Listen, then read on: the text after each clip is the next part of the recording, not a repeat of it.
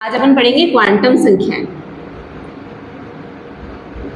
Quantum संख्याएं, देखो quantum संख्याएं उन्हें बोला जाता है जिनसे हमें इलेक्ट्रॉनों के बारे में जानकारी प्राप्त होती है कि इलेक्ट्रॉन क्या करते हैं, इलेक्ट्रॉन किस कक्षा में चक्रण लगा रहे हैं या किस उपकक्षा के अंदर है या उनका चक्रण कैसा है, उन सब के बारे में जो जानकारी देती है हमें संख्याएं, वो क्या कहलाती है? क्वांटम संख्याएं कहलाती है। ठीक है, क्वांटम संख्याओं का यूज अधिकतर इलेक्ट्रॉन की प्रकृति और उसकी कक्षा के बारे में जानकारी प्राप्त करने के लिए किया जाता है। जो क्वांटम संख्याएं होती है वो 4 प्रकार की होती है। पहली क्वांटम संख्या होती है मुख्य क्वांटम संख्या। पहली क्वांटम संख्या का नाम है मुख्य क्वांटम संख्या, जिसको हम n से डिनोट करते हैं। दूसरी वाली क्वांटम संख्या होती है द्विगंशी क्वांटम संख्या।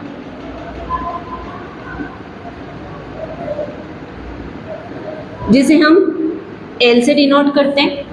तीसरी वाली क्वांटम संख्या होती है चक्रण क्वांटम संख्या,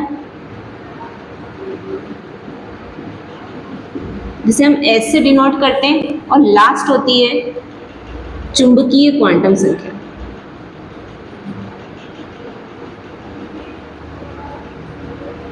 जिसे हम M से डिनोट करते हैं। ठीक है, तो 4 प्रकार की क्वांटम संख्याएं होती है। एक होती है मुख्य क्वांटम संख्या, एक होती है द्विगंशी क्वांटम संख्या, एक होती है चक्रण क्वांटम संख्या और एक होती है चुंबकीय क्वांटम संख्या। सबसे पहले बात करते हैं मुख्य क्वांटम संख्या के बारे में कि मुख्य क्वांटम संख्या हमें किसके बारे में जानकारी देती है। तो हमें ये बताती है कि इलेक्ट्रॉन कौन सी कक्षा में है, इलेक्ट्रॉन की कक्षा के बारे में जानकारी देती है कि इलेक्ट्रॉन पहली कक्षा में है, दूसरी कक्षा में, तीसरी कक्षा में। तो इस प्रकार से वो इलेक्ट्रॉन की कक्षा के बारे में जानकारी देती है। मतलब यहाँ पर n का मान 1, 2, 3, 4 ऐसे हो सकता है। कक्षाओं को हम ऐसे दर्शाते हैं K, L, M, N आगे से आगे। तो इस K के लिए n का मान कितना हो जाएगा?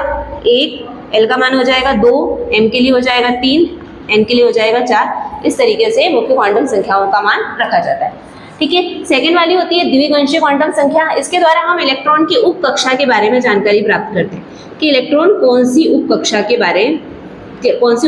अंदर है। तो 4 प्रकार की उप कक्षाएं होती है, S, P, D और F। 4 प्रकार की उप कक्षाएं होती है। कक्षाओं के अंदर जो छोटी छोटी उप कक्षाएं पाई जाती है जिनको अपन S, P, D और F नाम से जानते हैं। S के अंदर अधिकतम 2 इलेक्ट्रॉनों को रखा जाता है, P के अंदर अधिकतम 6 इलेक्ट्रॉनों को रखा जाता है, D के अंदर 10 इलेक्ट्रॉनों को रखा जाता है और F के अंदर 14 इलेक्ट्रॉनों को रखा जाता है। ठीक है, इसके लिए L का मान होता है वो S के लिए होता है 0, P के लिए होगा 1, D के लिए होगा 2 और F के लिए होगा 3। इन उप कक्षाओं के लिए मतलब द्विगंशी क्वांटम संख्या जो होती है वो L होती है और L के लिए S, P, D, F का मान कितना होता है? 0, 1, 2 और 3।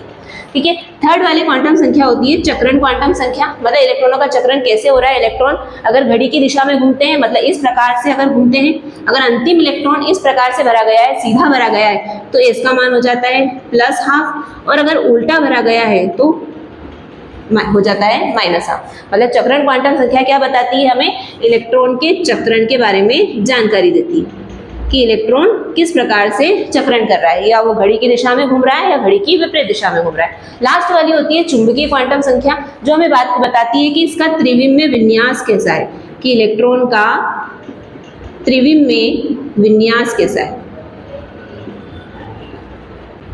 इसके लिए हम अलग अलग ब्लॉक्स बनाते हैं। तो S के लिए, S में अधिकतम 2 इलेक्ट्रॉन आते हैं, इसलिए उसके आधे ब्लॉक्स बनाए जाते हैं। मतलब S के अंदर 1 ब्लॉक होता है। P के अंदर 6 इलेक्ट्रॉन आते हैं, इसलिए इसके अंदर 3 ब्लॉक बनाए जाते हैं। D के अंदर 10 इलेक्ट्रॉन आते हैं, इसलिए इसके अंदर 5 ब्लॉक बनाए जाते हैं, 1, 2, 3, 4, 5। और F के अंदर अधिकतम 14 इलेक्ट्रॉन आते हैं, इसलिए 7 ब्लॉक बनाए जाते हैं। 3, 4, 5, 6, 1, 2, 3, 4, 5, 6 और 7। ठीक है, इसके लिए इसको ज्ञात करने का एक सूत्र बताया गया है। M बराबर होता है -L से +L तक जाओ। मतलब जो भी L का मान होता है वही क्या होता है? माइनस से लेके अपने को प्लस तक जाना होता है। तो सबसे पहले अगर S की बात करें, S का L का मान होता है 0, तो 0 प्लस और माइनस नहीं हो सकता, मतलब इसका मान हमेशा कैसा रहेगा? 0 ही रहेगा। P के लिए L का मान होता है 1, तो -1 से स्टार्ट करते हैं, -1, 0, +1। जब बात करते हैं हम D के लिए 2 होता है, तो यहाँ पे -2 से स्टार्ट करते हैं, -2, -1, 0, +1 और +2। इसी तरीके से L के लिए F का मान होता है 3, तो -3 से स्टार्ट करेंगे, -3, -2, -1, 0, +1, +2 और +3। मतलब अंतिम इलेक्ट्रॉन जिस भी ब्लॉक के अंदर जाएगा वो वाला मान इसके अंदर भर दिया जाएगा। फॉर एग्जाम्पल के थ्रू हम इसको बहुत अच्छी तरीके से समझ सकते हैं कि हमने एक एग्जाम्पल लिया है 4d6। पहले बात कर लेते हैं कि क्या क्या होता है। मतलब 4 जो है वो किसको बता रहा है, कक्षा के बारे में जानकारी देता है कि इलेक्ट्रॉन कौन सी कक्षा में है, डी कक्षा में है। जब बात करते हैं अपन डी, तो डी क्या है, उसकी उप कक्षा है। और यहाँ पर जो भी संख्याएं लिखी गई है वो किसको बता रही है, इलेक्ट्रॉन की संख्या को डिनोट कर रही है कि इलेक्ट्रॉन कितने भरे हुए हैं। मतलब 4d कक्षा के अंदर 4d चौथी कक्षा के अंदर डी उप कक्षा है और उसके अंदर 6 इलेक्ट्रॉन भरे हुए हैं। तो इसकी हमें चारों क्वांटम संख्याएं ज्ञात करनी है। तो क्वांटम संख्याएं होती n, l, m और s। n का मान कितना होगा, मतलब इलेक्ट्रॉन कौन सी कक्षा में है, चौथी में है, तो इसके लिए आ जाएगा 4।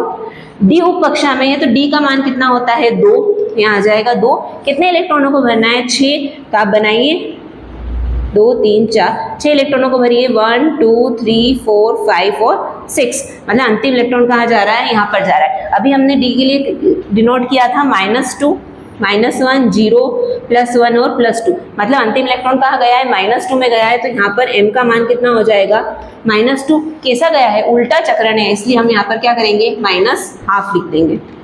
एक और एग्जाम्पल के थ्रू हम इसको समझते हैं। 4s1 n, l, m, s quantum संख्याएं होती है 4 प्रकार की। मुख्य क्वांटम संख्या, द्विगांशी क्वांटम संख्या, चुंबकीय क्वांटम संख्या और चक्रण क्वांटम संख्या। इसके लिए n का मान होगा 4। l का मान अगर हम देखेंगे तो s के लिए l का मान होता है 0। m कितने भी इलेक्ट्रॉनों को भरो, 1 को भरो, 2 को भरो, हमेशा कितना रहेगा, 0 ही रहेगा। क्यों, क्योंकि यहाँ पे सिर्फ एक ही इलेक्ट्रॉन है, एक इलेक्ट्रॉन है, सीधा भरा गया है, इसलिए इसका मान कितना हो जाएगा, +½ ठीक है। ये क्वांटम संख्याओं के बारे में आपको जानकारी दी गई थी। अगर आपको अच्छी लगी हो तो थैंक यू।